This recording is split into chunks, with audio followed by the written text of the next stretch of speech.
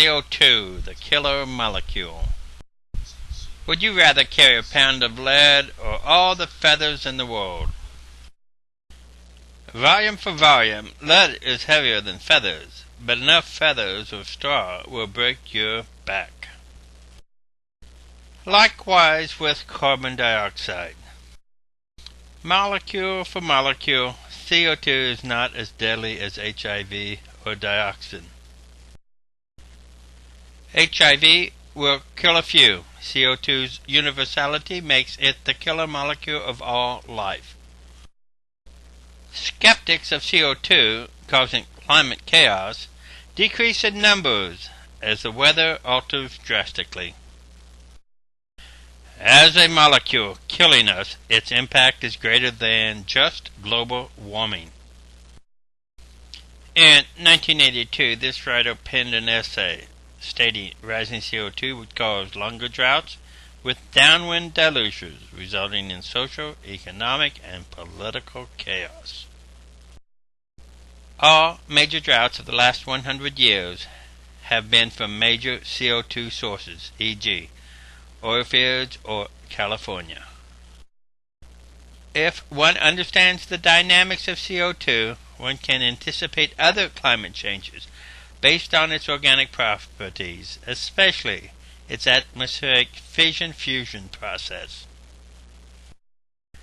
CO2's hydrophilia explains once nice donut-shaped hurricanes becoming ragged blastomas. As a killer molecule with hydrophilic desiccated organic properties, CO2 is killing the polar ice cap. Ironically, frozen CO2 is called dry ice. When the cap melts, an unending heat wave will destroy the food chain with a 90% human die-off in 18 months.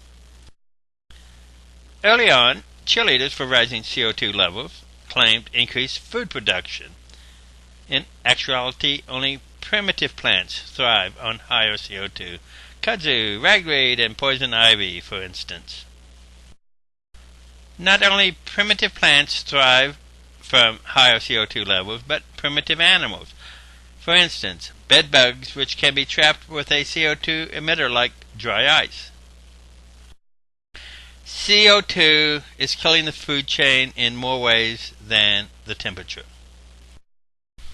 As a desiccating, dehydrating molecule, CO2 is like the dehumidifier you put in your basement to keep moisture-seeking bugs from seeking a home in your home. Locally, pesticides kill bees, while globally, year-round, bees are stressed by the dehydrating CO2 killer molecule.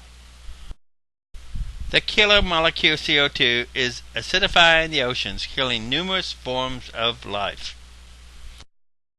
The killer molecule is doing more than destroying the food chain on which we depend. The CO2 killer molecule is killing us. CO2 is the primary molecular killer of all life on Earth. We have a primary moral imperative of saving life on Earth, if we are to live.